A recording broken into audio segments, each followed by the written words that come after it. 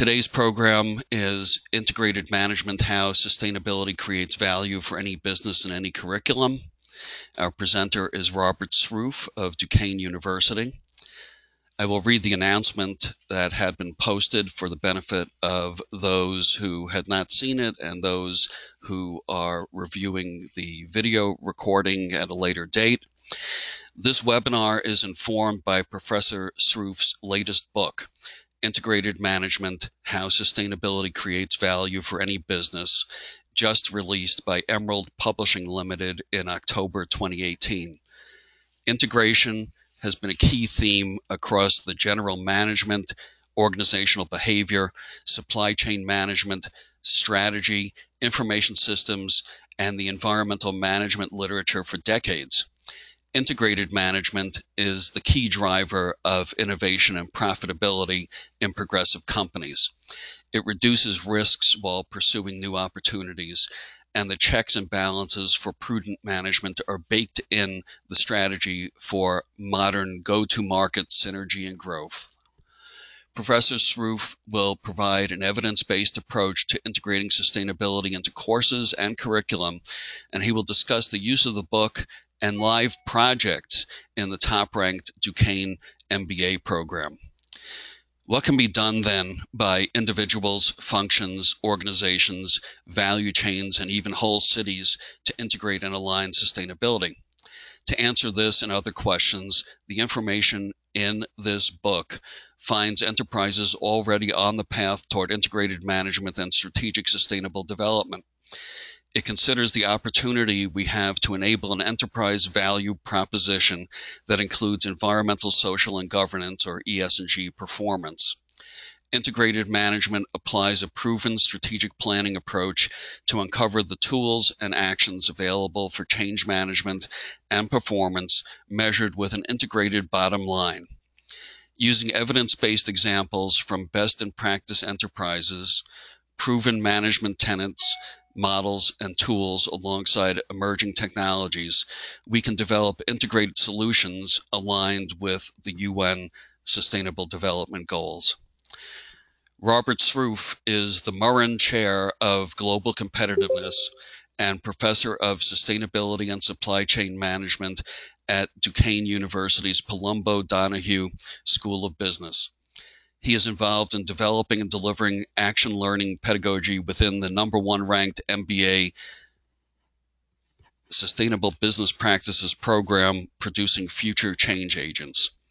Winner of numerous teaching and research awards, he has published practitioner, environmental, and business journal articles and multiple books on sustainability topics.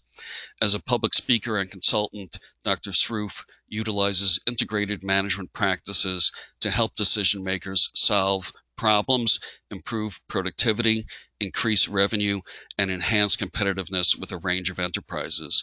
He's been awarded the Academy of Management Organizations and Natural Environment I Division Inaugural Teaching Award, the Decision Sciences Institute's Innovative Teaching Award, and the Aspen Institute's Ideas Worth Teaching Award.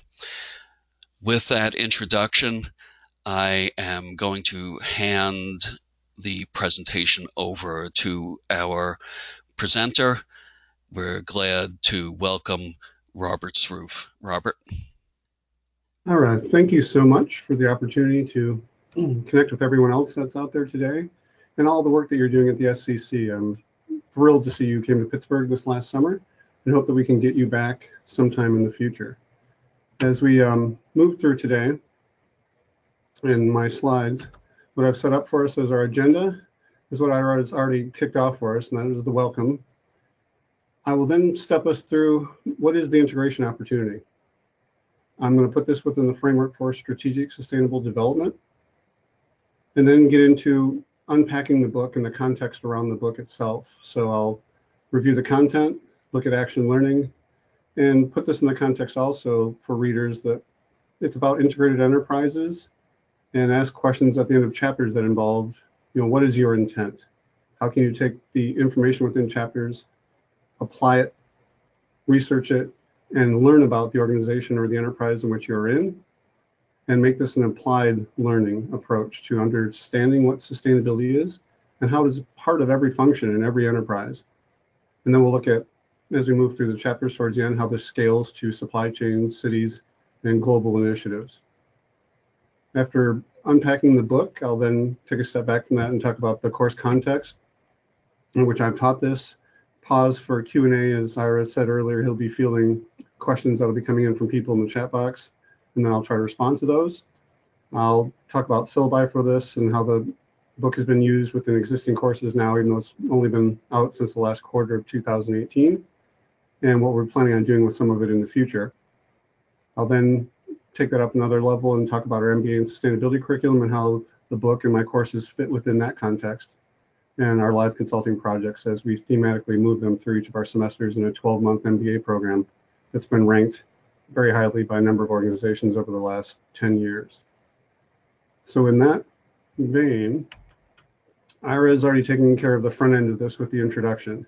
So I am the Murren Chair of Global Competitiveness at Duquesne University in Pittsburgh, Pennsylvania. I have been developing, delivering, and trying to help design curriculum, learning outcomes, and courses for about 10 years now within this environment.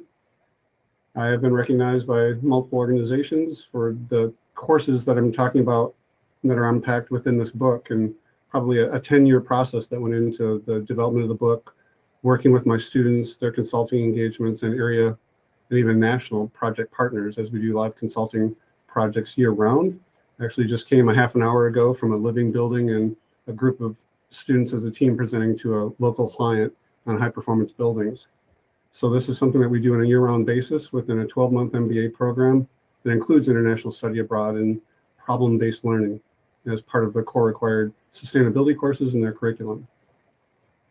I believe that the work I've been doing over the last 10 years and probably all the way back to high school, when I got my first environmental research grant, was all about advocating for better development of content and information that shows how sustainability can be integrated into all things. So I'm glad to be part of a community like the SCC and others like you that are listening to this, as we all try to push our performance frontiers further and farther out into the future as sustainability becomes better ingrained in part of curriculum throughout universities. So with that preamble, I was going to move into the book, and that it builds on other books that I've developed over the past in supply chain management and also environmental management systems, with all of these books taking a strategic look at what is sustainability and now landing on this as being an integration opportunity. So the book has been endorsed by a lot of amazing people. John Elkington, who coined the term triple bottom line, he's even talked about when endorsing this book how his own words for this, for tomorrow's capitalism will value different things and value them in different ways. Throughout the book Integrated Management, Robert Sroufe explores what it means for business, integrated bottom line performance, markets, and ultimately all of us in trying to understand how sustainability fits. Paul Pullman has also endorsed this. I was able to do a sabbatical in Sweden and work with Carl-Henrik Robert and others at BTH University and Karlskrona. It's also been endorsed by the likes of John Ehrenfeld, formerly at MIT, Judy Samuelson at the Aspen Institute, Andy Hoffman at the University of Michigan, Sandra at Boston College, consultants like Andrew Winston, Daniel Florino at the American University, Evan Goodstein at Bard, Mike Toffel at Harvard, James Conway at the International Living Features Institute, Mike Cruz, who's co-authored the book on integrated reporting with Bob Eccles at Harvard, and others. And a thematic approach to this is the use of their work or seminal scholars like them and best practices in industry to have an evidence-based approach to understanding how to integrate sustainability. And it's in doing that that I can start by defining the term in that process of including ES&G performance in business processes, functions, groups, organizations, and whole systems. And as we drill into more detail on what this means, I wanted to first start in the context of a framework for this and how I walk students through understanding that all problems a business faces and how decision analysis is done and those decision makers are enabled to look at integration can be put into frameworks that already exist that help us work through problems, even large, huge, messy, or complex problems. So in that way, I wanted to start with a strategic sustainable development framework. From the works of Broman, Robert, or Carl Henrik Robert, we started the natural step framework and its growth now into the framework for strategic sustainable development. In this way, we start with understanding and putting problems in the context of the system in which they're in.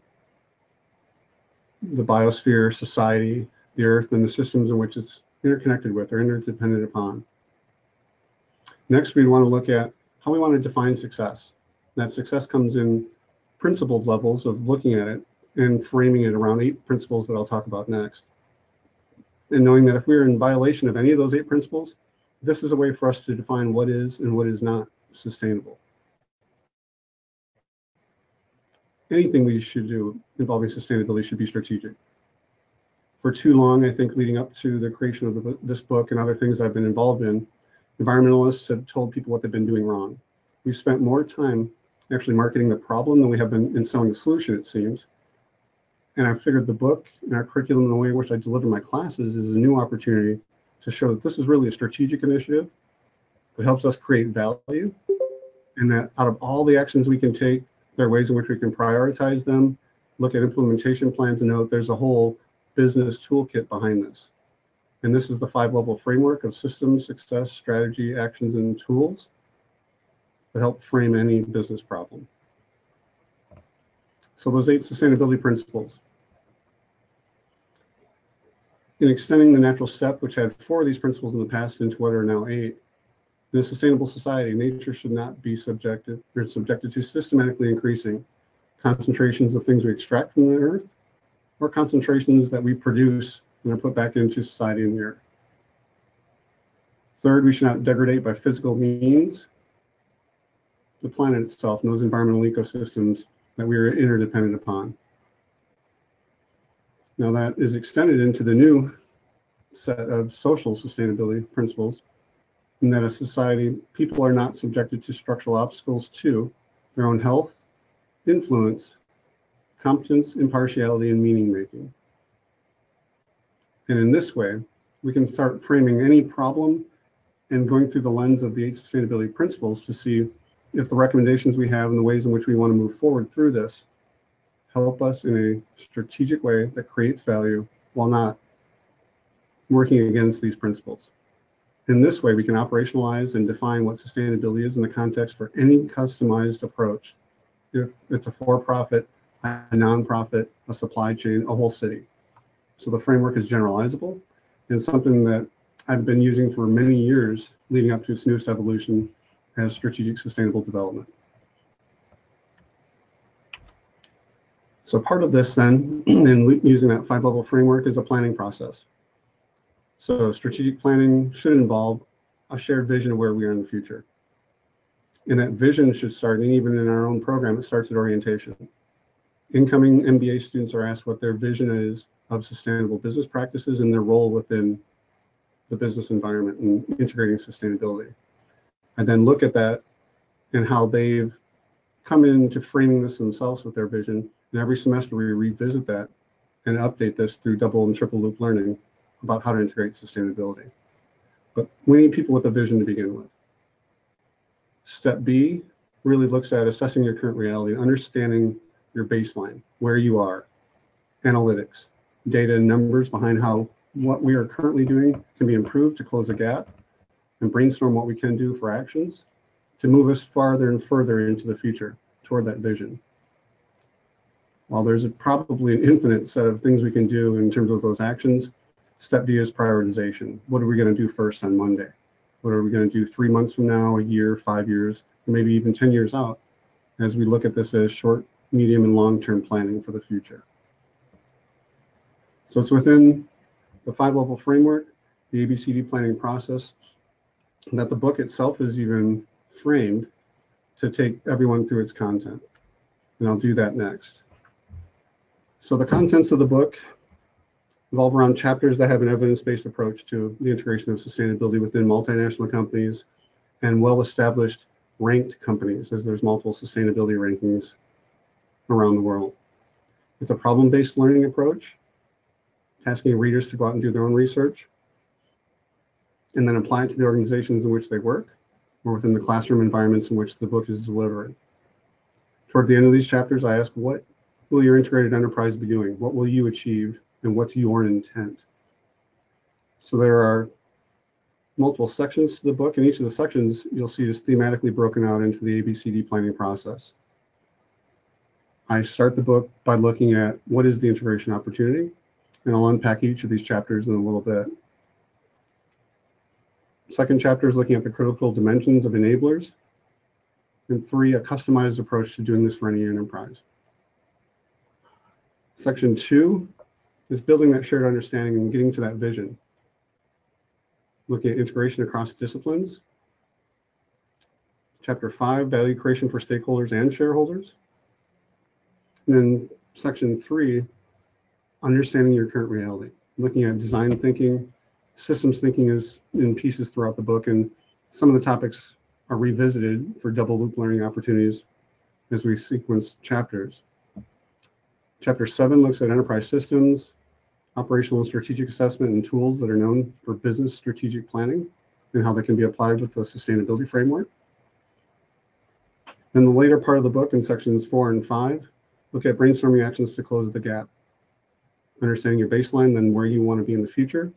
Talks about a changing performance frontier and evidence of evolution and trends towards more of this happening. And that we aren't out there saying we should be good to the environment just because it's nice to hug trees. It's because there's a value creation opportunity for this. And this performance frontier is where it's taking place. Chapter 9 looks at crossing the chasm and how do we get organizations to cross this chasm, as there are many obstacles to this.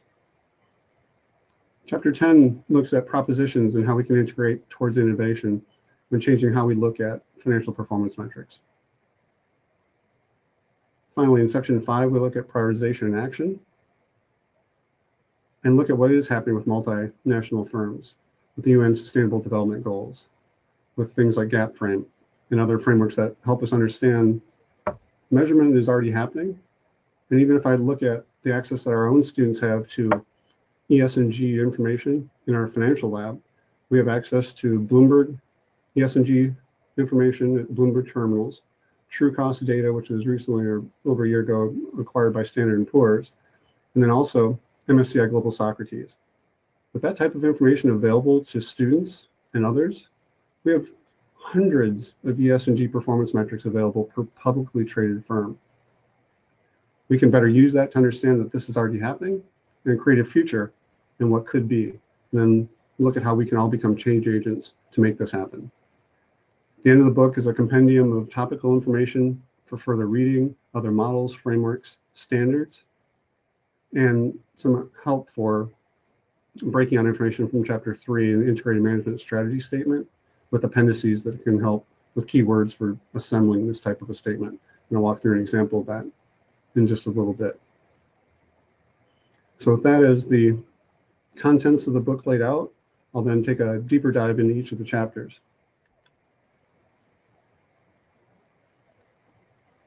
Chapter 1 starts with trying to define what is integrated management and also understanding this is an opportunity.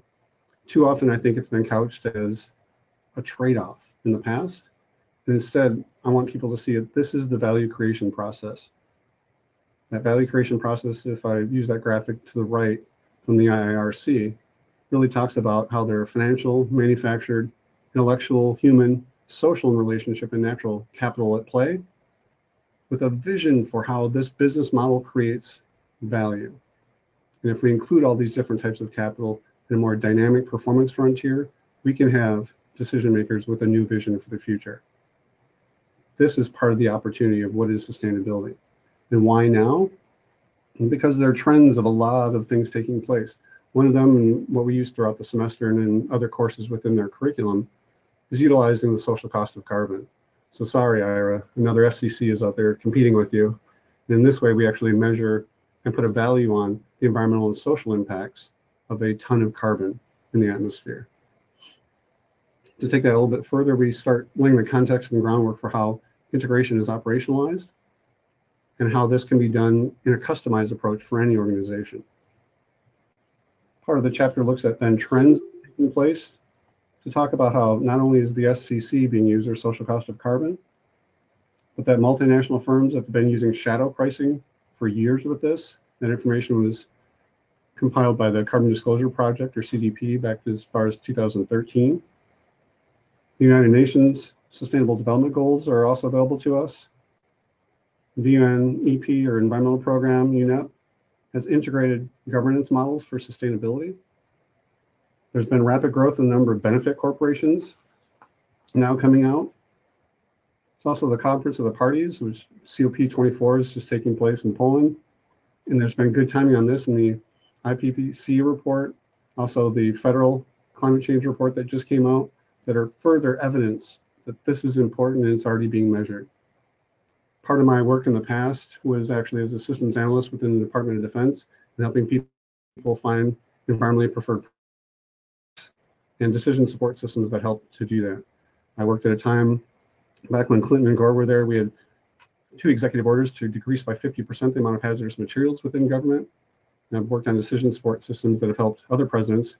George W. Bush even put executive orders out at the time to measure scopes 1, 2, and 3 GHG emissions in government buildings. And that itself is substantial, as the government is the largest owner of buildings in the United States. So these are all things that are part of the trends of what's taking place. To take this further, the IIRC is out there with integrated reporting guidelines. Corporate social responsible reporting has taken off and morphed into integrated reporting. There's been demand for green banks, green finance, social finance in support of renewable energy, energy efficiency, and social benefit startup companies. There's been investing for sustainable futures, and reporting, it actually finds that 70% of surveyed investors said that sustainability was central to their investment decisions. So these are the types of things that I kick off in the first chapter when asking people to start preparing for their own vision and action plans of the future. I want to know what their own personal point of view of the role of businesses in the world for a new millennium, and start them thinking about their own personal action plan for using commerce as a tool to foster a more sustainable world. In this context, assignments that come early in the course are actually a multi-business simulation. I'll let students either pick 4 businesses randomly that are around us where we're located, or give them some that are already part of an exercise that I've been using for years. But if I take a step back from that and think about how MBAs in curriculum that do not look at sustainability would probably start that approach to optimizing those 4 companies. They'd probably start pulling them apart, looking at them separately, possibly laying people off, looking at efficiency improvements and waste reduction. And if they were publicly traded companies, trying to improve stock price and some short-term look at their operations. Instead, I want my students and others to envision a future where this same team of MBAs are asked to optimize performance using industrial ecology and systems approach, having shared inputs and outputs with other enterprises, and note there's systems that actually connect them. I want them to manage sustainable supply chains to meet the needs of current generations without compromising the needs of future generations, and finding cradle-to-cradle opportunities in closed-loop systems or circular economies. I want them to value natural capital and retrofit existing buildings so that they're high-performance living buildings, including a social cost of carbon in decision-making, or ESG information in their decision-making and modeling that include uncertainty for long-term strategic planning. To report their goals and their performance to the likes of the Carbon Disclosure Project, or CDP, and GRI, so that stakeholders know what they're doing. And this is how integration takes place, with their annual financial and sustainability reporting coming together and mapping that into things like the United Nations Sustainable Development Goals, or the Sustainable Accounting Standards Board's, SASB's, approach to materiality maps. And this is how I try to kick off thinking in the first weeks of the semester, the first chapter, to then lay the context for what's coming after this and a deeper dive into individual topics. In chapter 2, I want value creation to be talked about up front, but knowing that we're solving, or at least trying to look at, complex problems. Systems thinking helps break these systems that are large into smaller subsystems, and then find ways where we can maximize value while ESG is part of this approach to understanding critical customers, value propositions, and the capabilities of business models.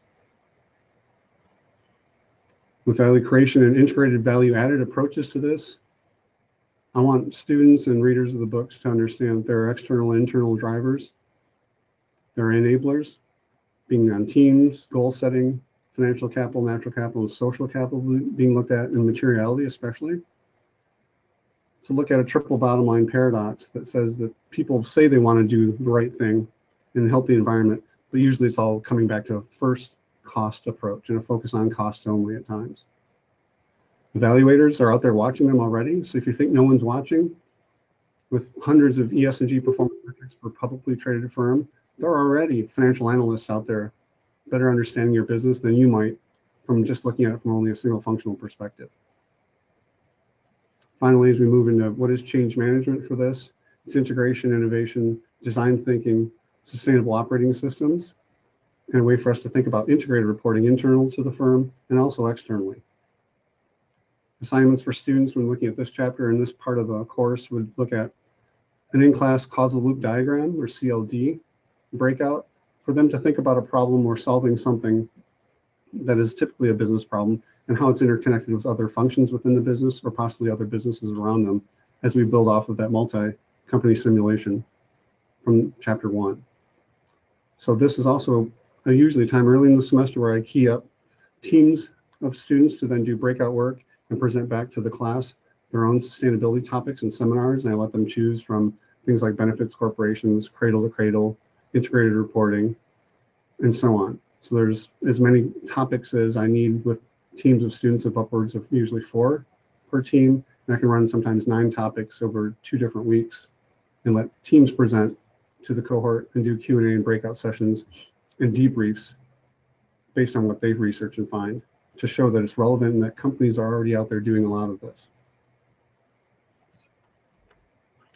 As I move into chapter 3, there are a lot of different definitions of sustainability out there that have, I think, caused some confusion over time. So instead, I want to give the readers and students an opportunity to look at this, whether it's at their own university or at any company they may have already worked at, or maybe one they want to work at in the future, to come up with an integrated management strategy statement. So this is an action learning approach.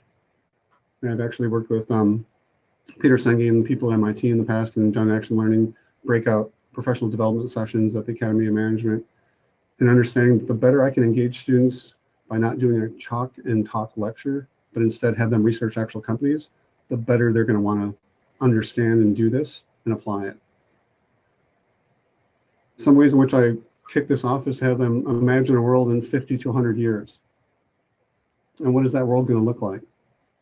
So in that context, it's also part of the thinking of their own value, or sorry, their vision and action plans that come in at a later time in the semester.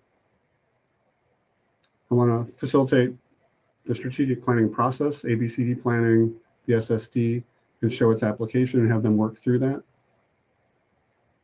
And this, I think, is informed decision making. When more information is available to people, we can make better decisions. I hardly doubt I've met a financial analyst anywhere that wants less information about a decision. And now that we have hundreds of ESG performance metrics available to us per publicly traded firm, I want better decision making, more informed decision making. And this is integration and change management, and the opportunity for integrated management in this context to move companies and individuals further and farther out into this performance frontier. So in asking what that world may look like in 50 to 100 years, describe the ways in which you hope the world will be more sustainable. How will it look differently than it is today?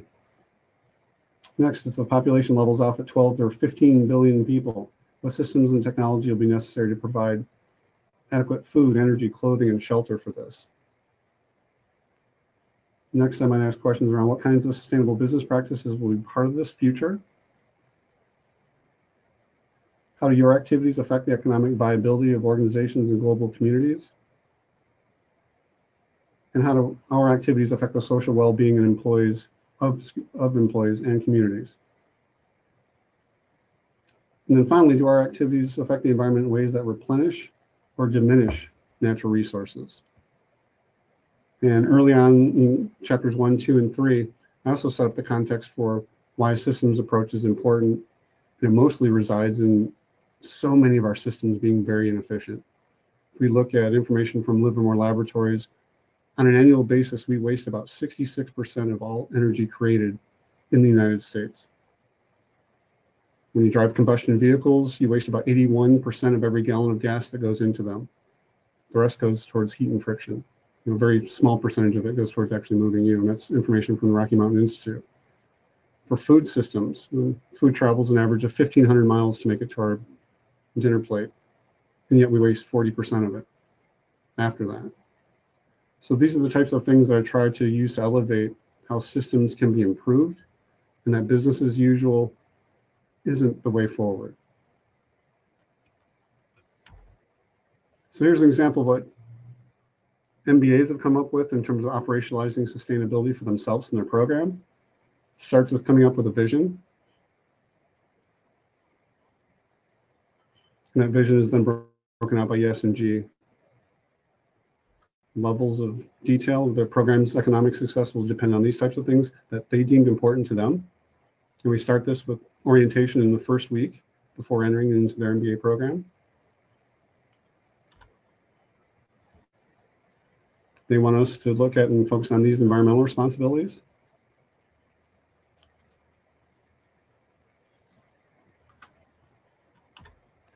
And our social responsibilities will include these.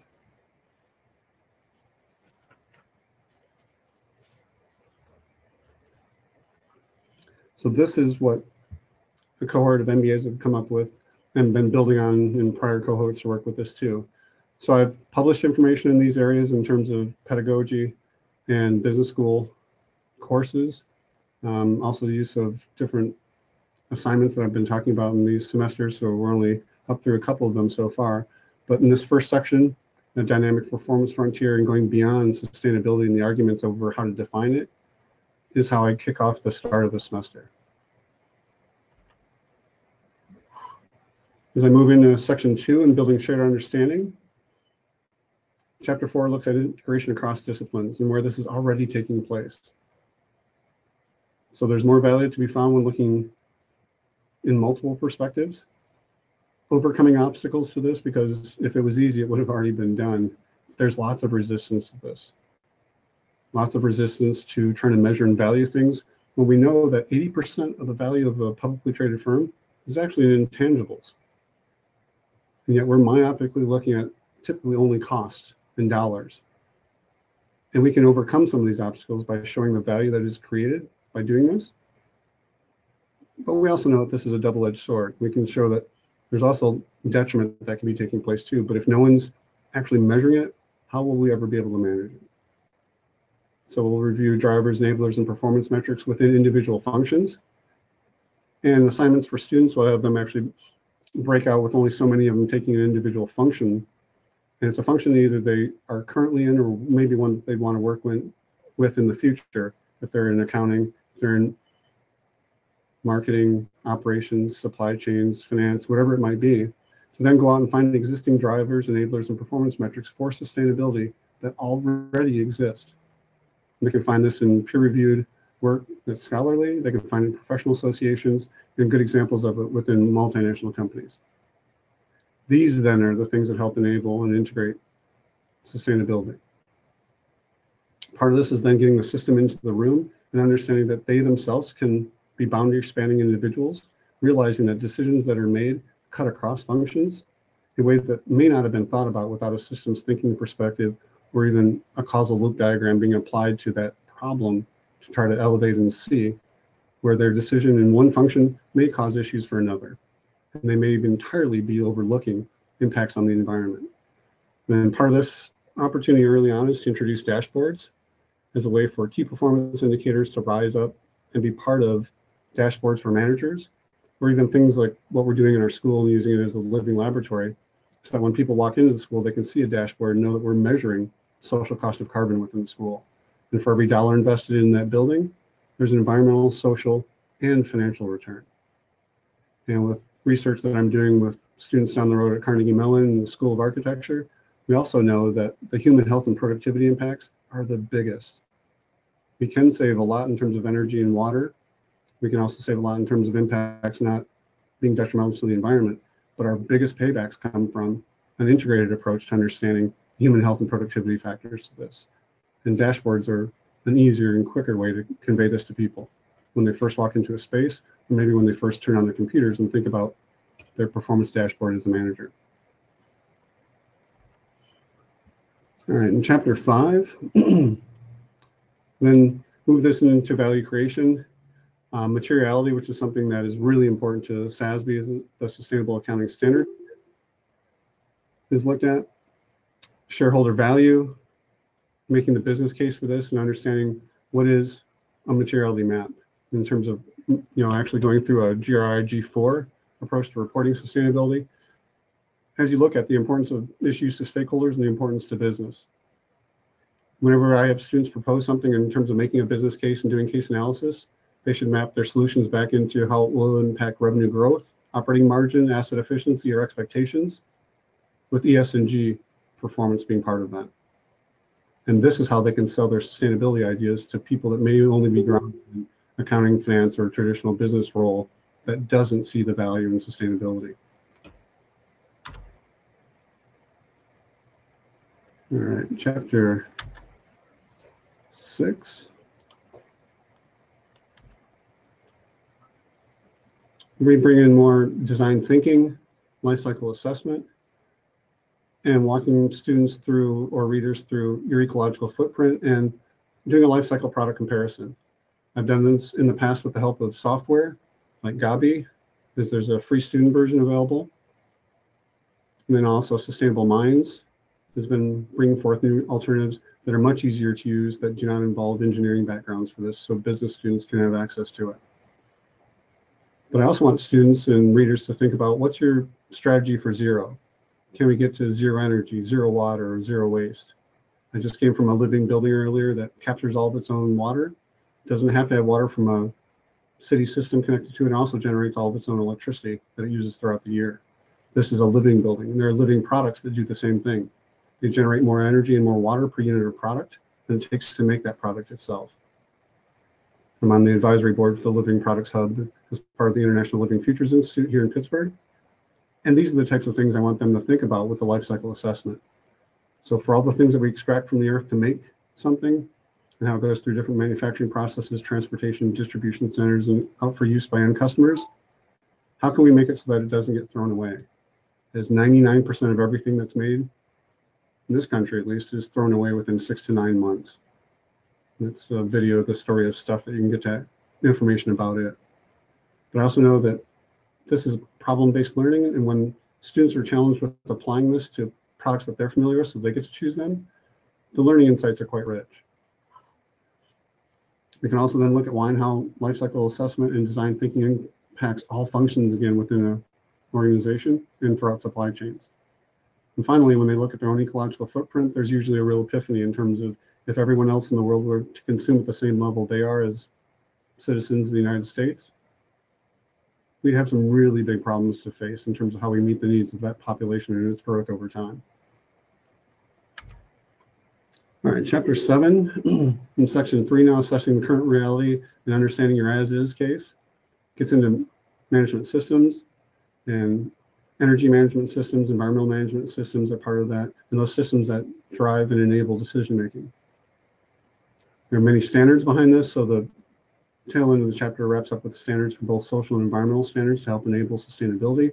And in the middle of it is a purposeful look at different tools that are available to help us understand how to have strategy be part of what we're proposing, whether it's through SWOT analysis, which is relatively simple, going into PESTEL, Boston Consulting Group, ANSOF matrices, Porter's 5 forces, and others, so that when students or readers propose recommendations, they do it within a strategic context and have something else defending that context to hope that their work and the value that they want to create from that is more defendable.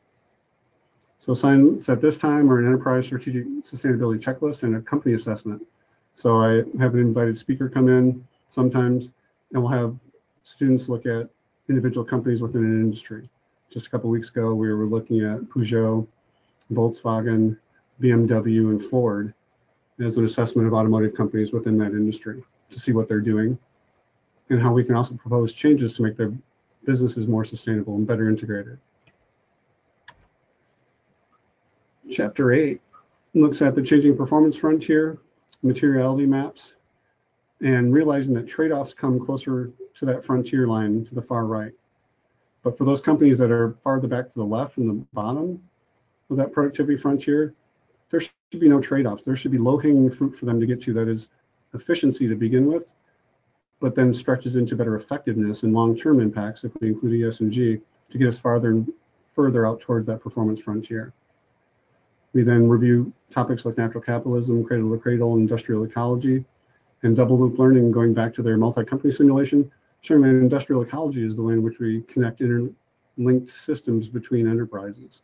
So that there is no waste. There are no landfills in the environment. They're all closed loop systems. Right now I'm sitting in a city that within about 20 miles of me has, I think, 5 landfills and some of the lowest tipping fees in the country. These could be gold mines of the future, has been declared by some, as we shouldn't be throwing anything away. Finally, environmental product declarations are looked at, and then high performance buildings are introduced as we spend 93% of our time indoors, yet usually do not think much about the buildings in which we live and work in and how they could be better high performing.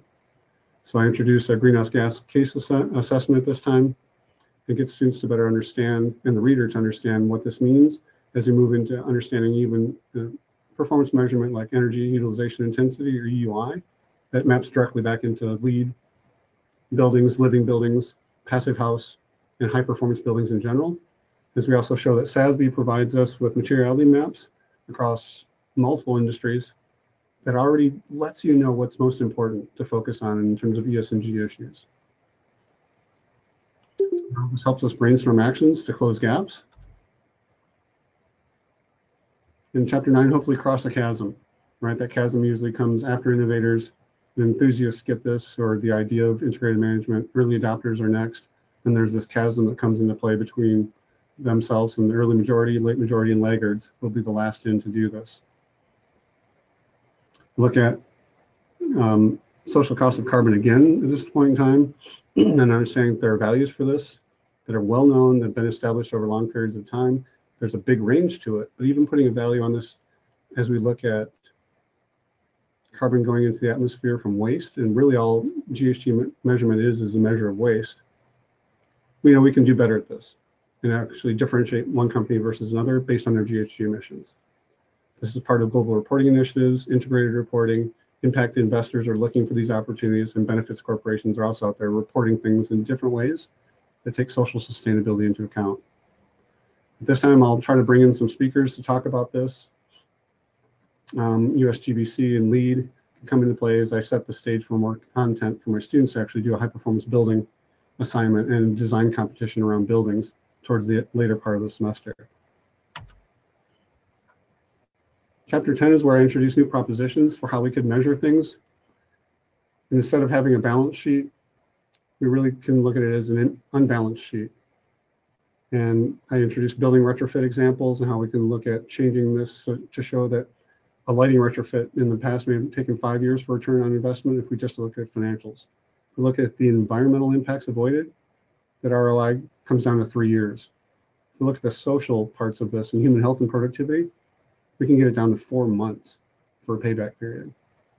So this is where I introduce a return on integration, integrated rate of return, and integrated future value to include ESG information in traditional financial performance measures.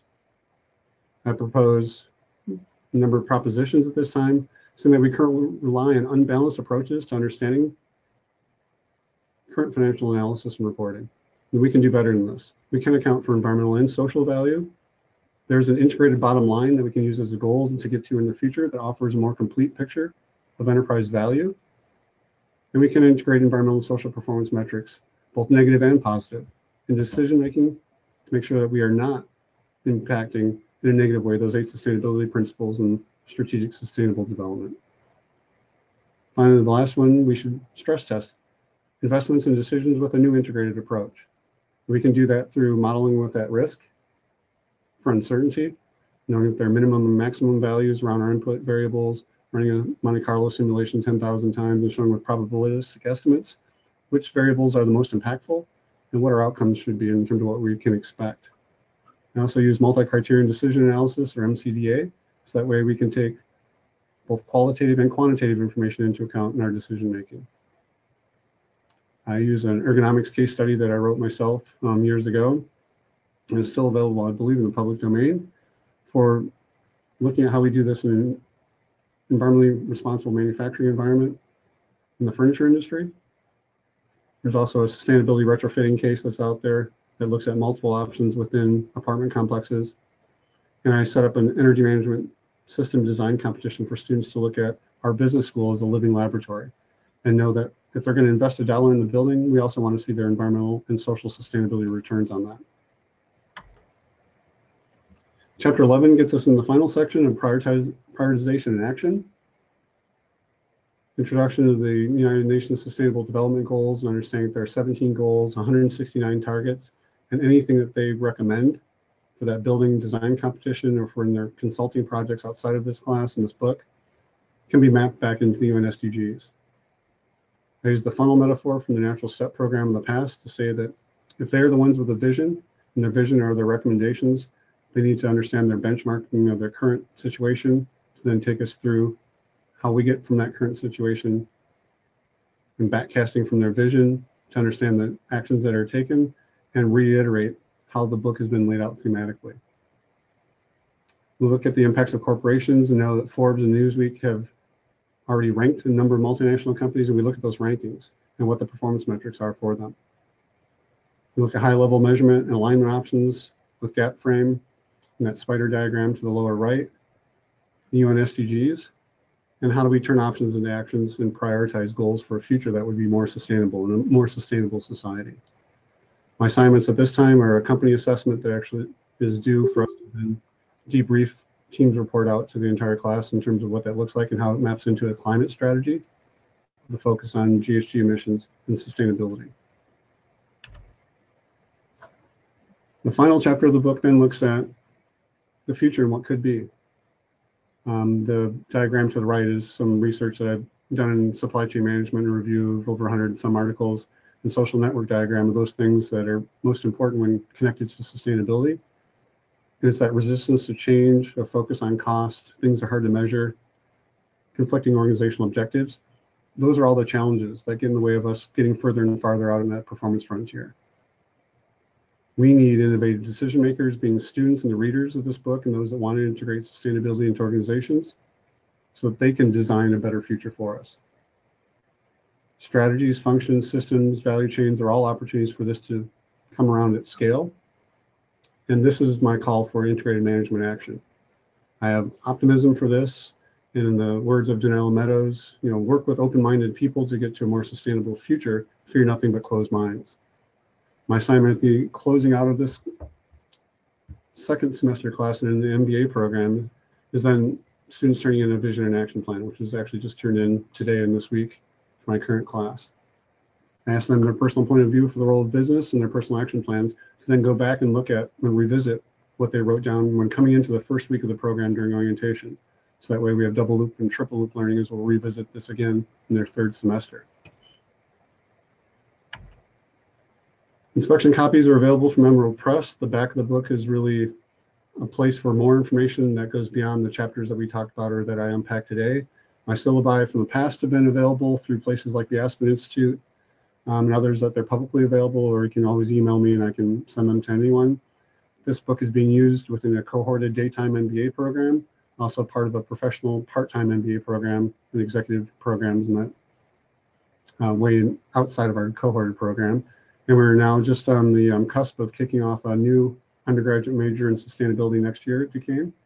And the book will be used in some overlapping courses where we actually have freshman and senior undergraduate students in the same courses, with students coaching other students and teams doing community engaged work on sustainability problems locally, as we are in Pittsburgh, which is part of the Rockefeller's 100 Resilient Cities.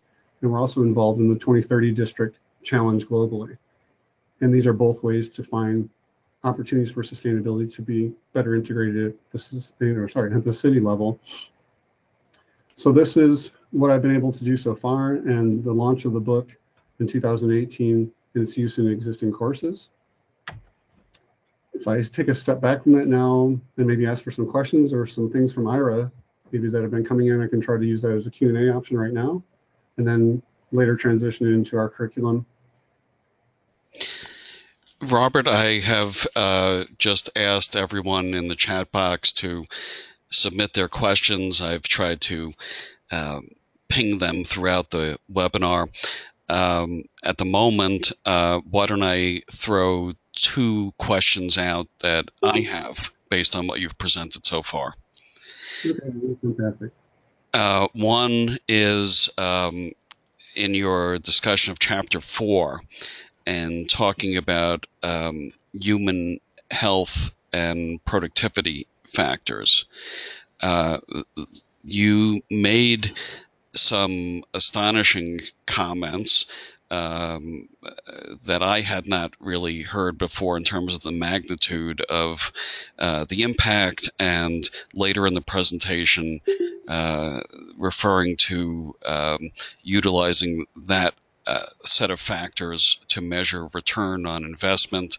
Can you say a bit more about how you have come to focus on that particular set of factors? Yeah, I just came from a meeting earlier, actually, in high performance buildings, and our student team was designing models to better take some of that information into account. That human health and productivity are where we get some of our biggest returns, and we can measure those in absenteeism, presenteeism, when people are there, but they're just not cognitively functioning as well. Long lines of, people actually being sick or sick building syndromes, the way in which it's been measured in the past.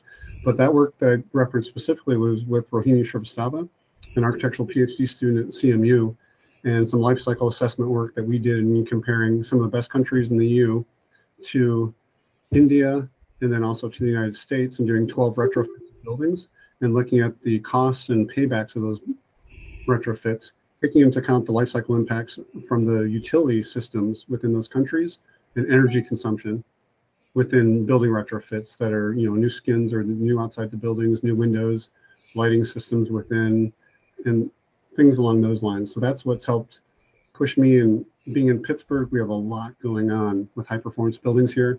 I'm a board member for USGBC's Green Building Alliance group here in Pittsburgh. I'm also on the Living Futures Institute advisory board here for living products. And the 2030 district that we have means that buildings here in our 2030 district, and we have two of them, by 2030 will reduce half their energy consumption and half their water consumption by that time. And any new buildings after that time will be carbon neutral using existing technology.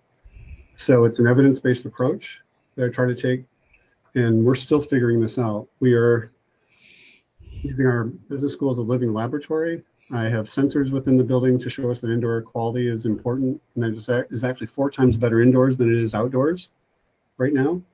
And then for building retrofits, when we look at, we're redoing a 6th floor coming up this next year. We're going to be putting in kinetic tiles, a biophilia wall. People will walk in and generate electricity.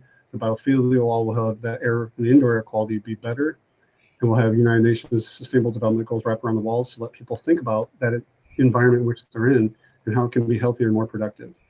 And these are the different ways that have dovetailed into my looking at buildings as high performance spaces to better show how sustainability has a positive impact on financial performance.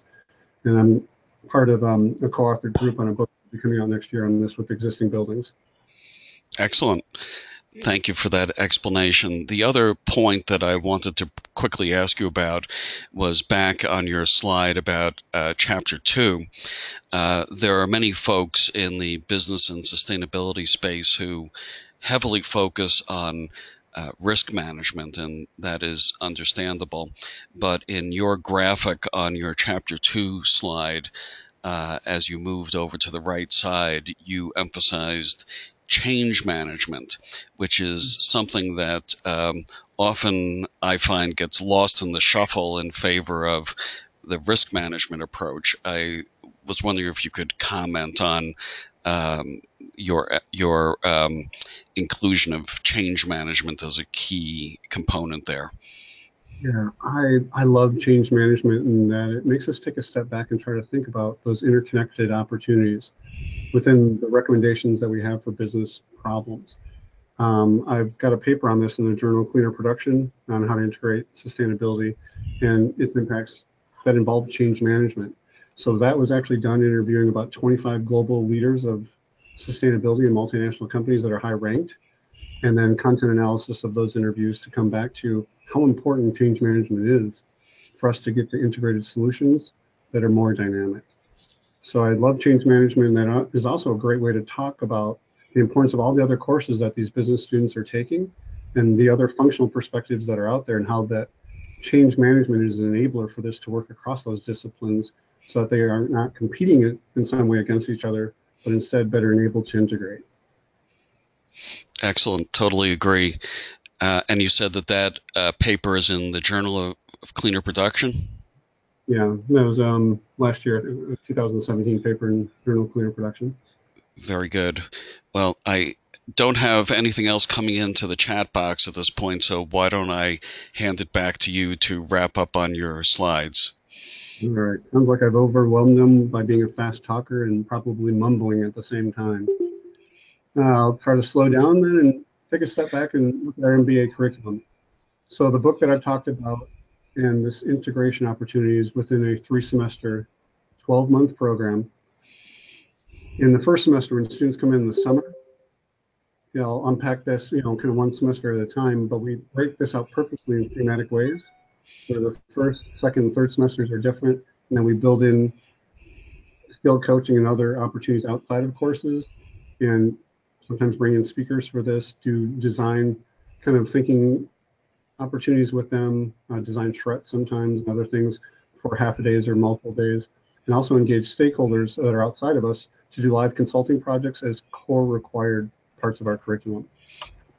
So in doing them this first semester, when they come in the summer, I want to start thinking about and having them think about, them being the students, how do I use sustainability to question purpose and to think about something outside of business as usual?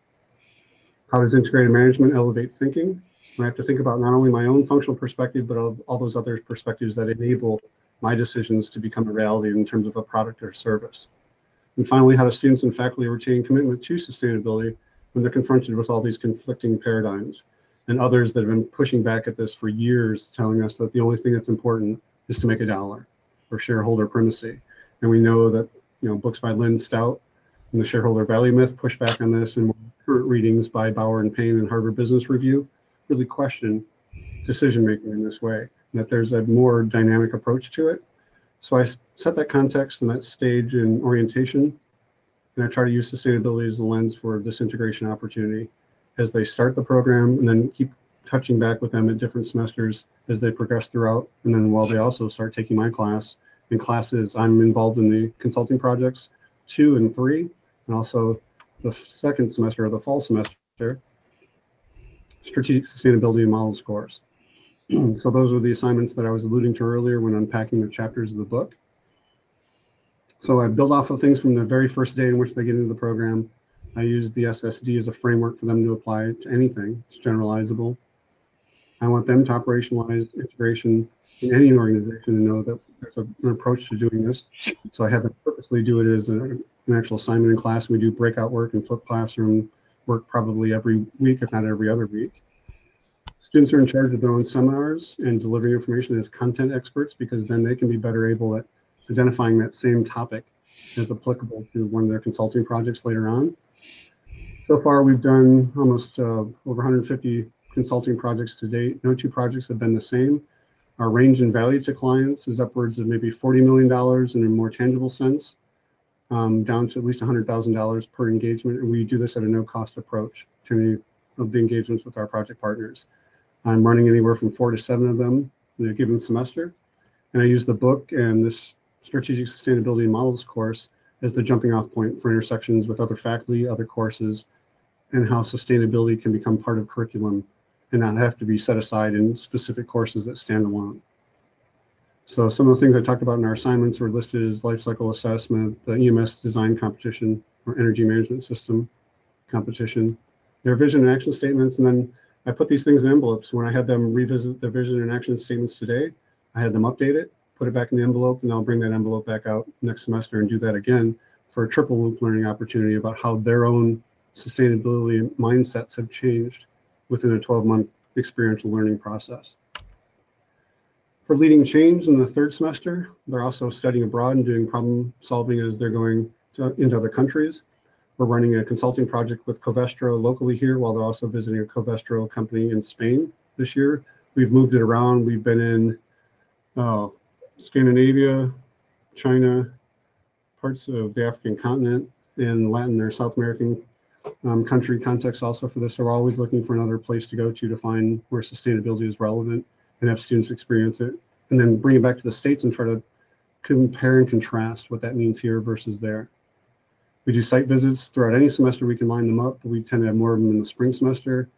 Faculty speakers and others are aligned as alumni to also help come in and judge their design competitions. And I try to get them to think about goals of zero, even a goal of zero for our own business school. If we could get to a net zero building. I live in a net positive home. I generate more electricity than I consume in it. The rest goes towards a vehicle. But what if the buildings like this were all around us? And instead our grid system changed from coal-based utility power plants like we have here in Pennsylvania to renewable energy systems that are interconnected. And I know that'll take some time to get out in the future, but right now residents can do it here in a place where it's not even sunny, cheaper than their utility company can provide that energy to them. So when we revisit these types of things from one semester to the next, these are where our learning opportunities really come into play. When doing our field consulting projects, I want to question purpose, elevate their thinking, have them confront things that they've never experienced before and have to present this work. And we do this out on site in boardrooms at the executive level within companies. Let them experience what this is like to have their recommendations challenged. We had to go through an Excel spreadsheet today that was experiencing some problems in the modeling of it because the executive director and the CFO at this organization was pushing back on their numbers from our student team. That kind of experience is something they're going to remember 20 years from now, and not some, Scantron test that I can give them at the end of the semester. So these are the ways in which I can bring environmental profit and loss statements to life, and we've actually done these for area companies. Integrated bottom lines, greenhouse gas, social cost of carbon, and map things into the United Nations Sustainable Development Goals, while also inviting faculty in for research opportunities when working with these partners after the projects are done or even while they're in place, and sometimes they go for multiple semesters. So the consulting engagements are key to this and this integration opportunity. The book that I put forward is just one way for us to have a placeholder for some of that content. And I can't fit all of it in there because it comes from experience. This is something a team just presented last week to the Ray Anderson Foundation and a technology transfer company within them using the social cost of carbon. They then broke out the recommendations for one of the things they were looking at was a solar road system called the Solar Wattway. And looking at the social cost of carbon benefits from this. It had only been in place for a short period of time. We're looking at paybacks and the financials for it. And then the team blew this up into what would this look like at a national level if we could have the entire interstate system looking at this or highway systems. With the social cost of carbon, we were looking at what? $1,087,671,000 plus dollars of benefit for interstates, for highway systems, $95 billion. And these are things that are then taking into account the environmental impacts avoided and social value created by not releasing that carbon into the atmosphere. And it's through doing these types of projects and being in this type of a program that I'm incredibly lucky to be able to have these types of interactions with students and project partners and clients to try to elevate thinking and look at integrated management as that approach to doing so. This is the MBA I always wanted. I had one, but it wasn't the same thing. We weren't really let outside the four walls of a building in terms of a business school for 2 years and got an MBA when we were done. Here's our approach to integrating ethical, social, environmental, and economic performance into an accredited top-ranked program with professional development purposely built in as part of practicums, global study trips, and field projects. So I'm very fortunate, as I said, to be part of this and to also make connections with people like yourself, Ira, and the SCC to make a call for more integration, to know there's a dynamic performance frontier out there we can look at that includes and has an opportunity to look at integrated bottom lines and unbalanced sheets, to look at return to integration, integrated rate of returns, or integrated future value, as we can find drivers, enablers, and performance metrics to know that we're all change agents to make this happen. And I want to work with people that can make this transformation possible. So thank you again for the opportunity to be part of this today, as I advocate for the same things I think the SCC is, and trying to find others out there in the world that can use this content to better inform people and have better, more dynamic decision makers out there in the world, pushing that performance frontier further and farther out to the right. So that way we have a sustainable society and better businesses and enterprises enabled in doing this.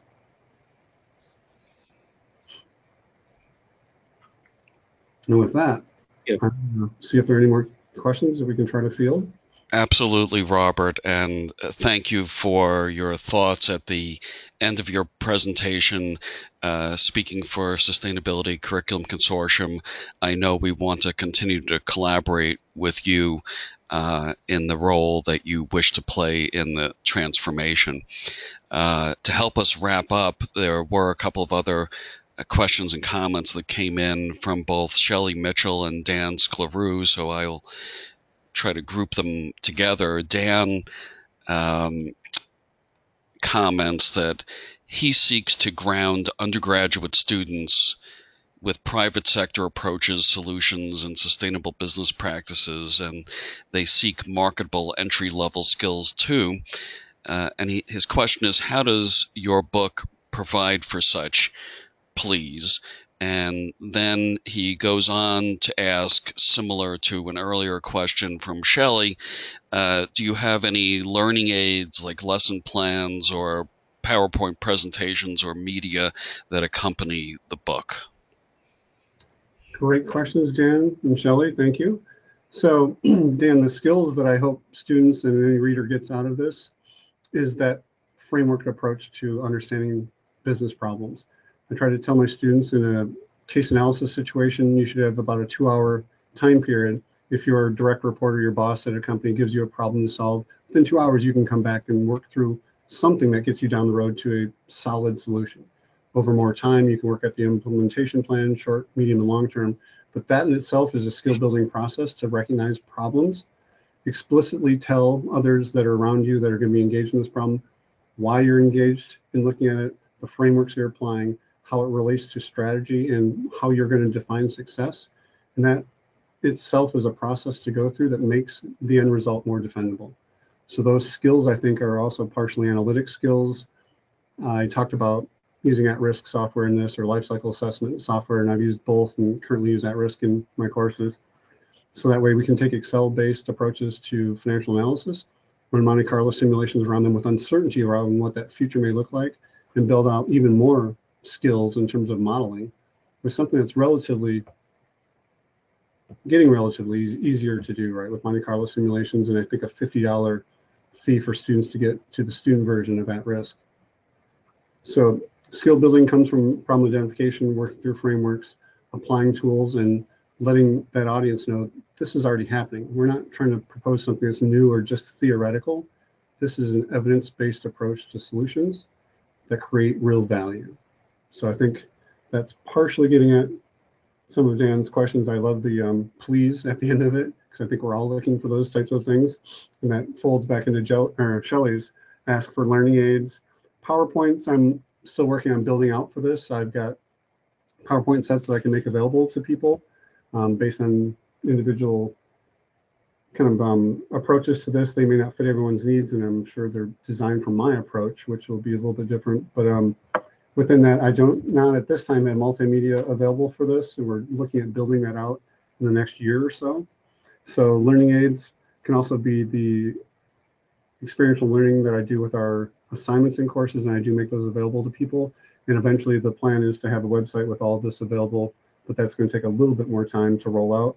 I'm working with Emerald on some of that and the foundations, or the nuts and bolts technology behind it, and may pop some of that out into a separate site all by itself.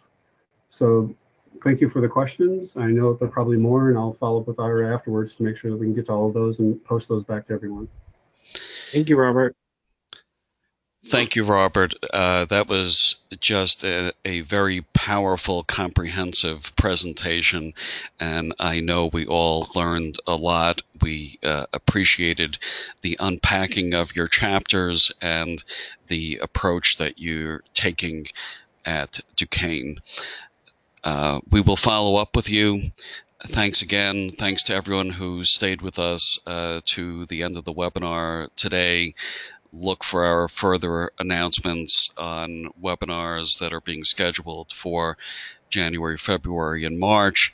Our announcement forthcoming about the next SCC faculty conference and our cohorts and master classes. With that, I'm going to end for today with, again, a final thanks to Robert Sroufe. Thank you, Ira, for the opportunity. I'm looking forward to interacting with all of you and helping answer any of your questions. Bye-bye.